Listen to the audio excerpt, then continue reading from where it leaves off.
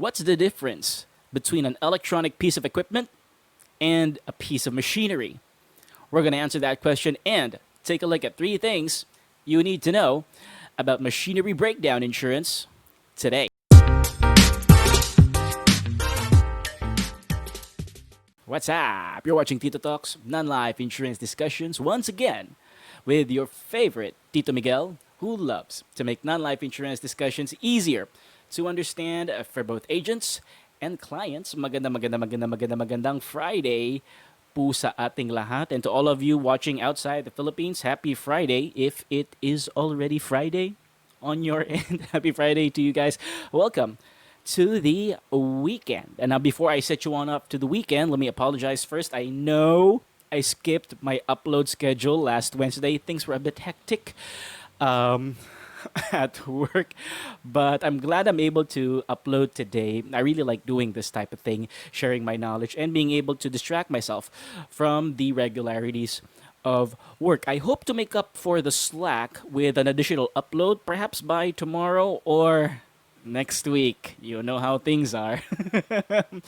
But with that being said, I'm very, very glad that you're here because we are going to answer a very interesting question today, which leads us into another branch of engineering insurance, and that is, what is the difference between electronic equipment and machinery?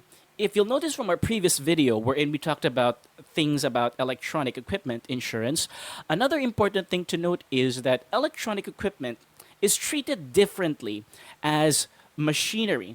And that may be confusing for a lot of beginners. Teka, they're both machines. I plug them both in. They operate on electricity. I need them in my office. I need them in my business. I need them in my home. Aren't they the same thing?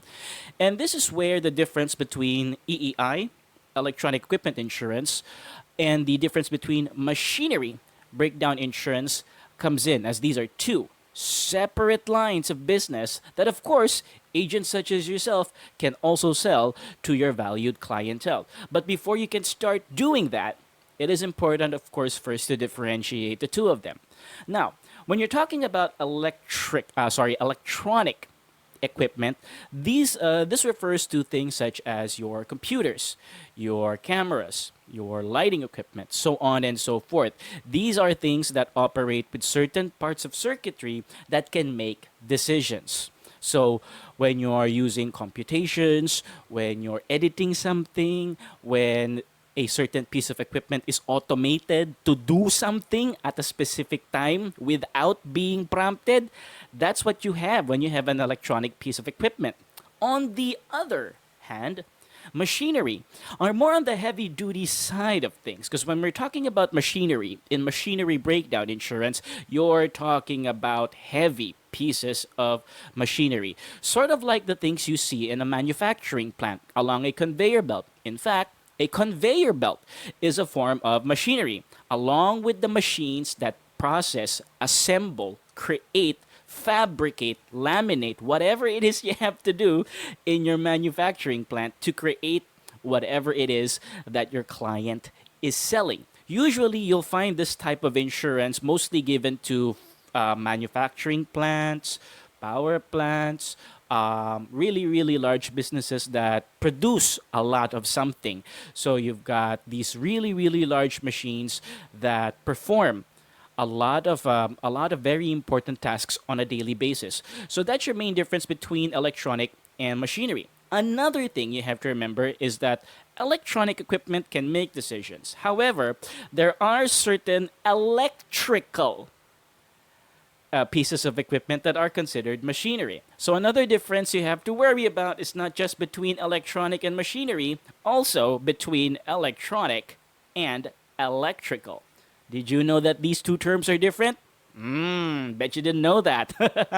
So the difference, again, we go back to electronic equipment. These are things that can make decisions, that can do things automatically, or things that can compute and calculate and calibrate, so on and so forth. On the other hand, electrical equipment are simply things that can do something when they are powered by electricity.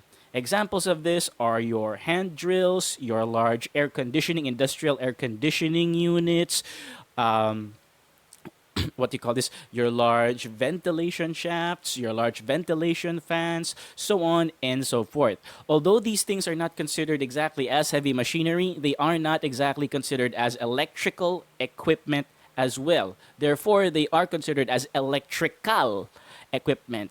So don't forget that electronic, electrical are two different things. Electronic equipment is insured under EEI.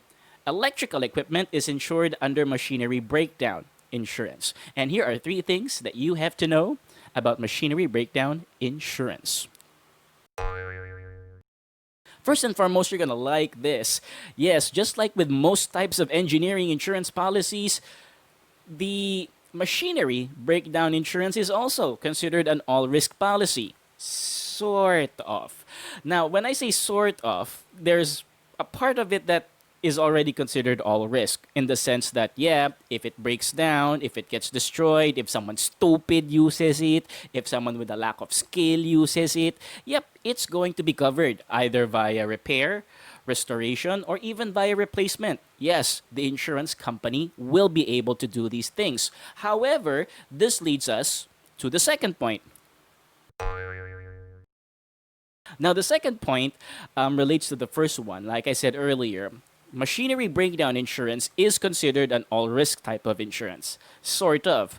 With all-risk types of insurances such as EEI, CAR, and EAR, these are covered with, or these come along with acts of nature coverages, meaning convulsions of nature are covered under these things. Examples of these are your earthquakes, your typhoons, your floods, your fires, so on and so forth. But with machinery breakdown, those aren't covered.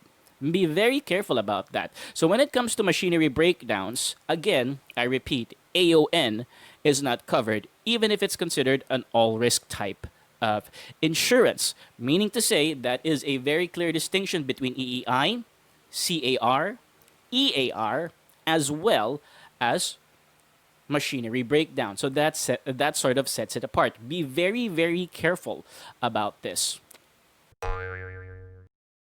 And then finally, this last point, which actually makes it quite interesting as well. As you all note, machinery is very, very hard to come by. Your suppliers are limited, and most of the time, your suppliers may be from other countries.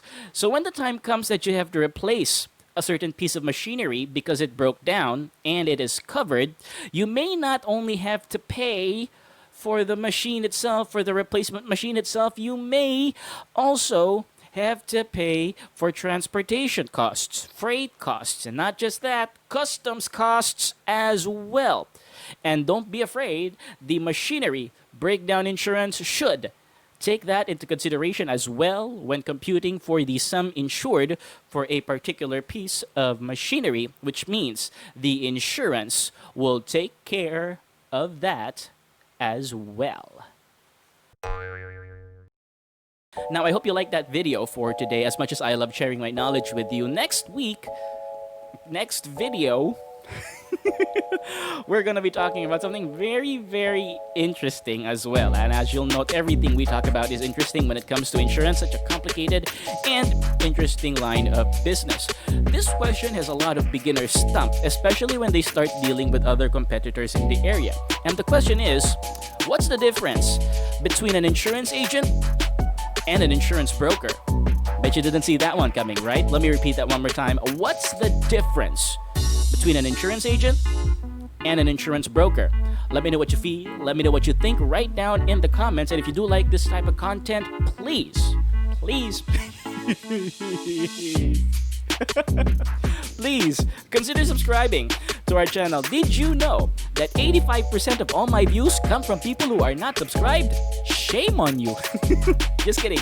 But please, if you do find this type of content useful, relevant, and helpful, please consider subscribing to the channel and clicking on the bell notification icon. It's all for free, and it is your way of showing support for a channel that you deem is helpful. So, once again, this is your favorite Tito Miguel, always saying, I hope you enjoy the rest of your day.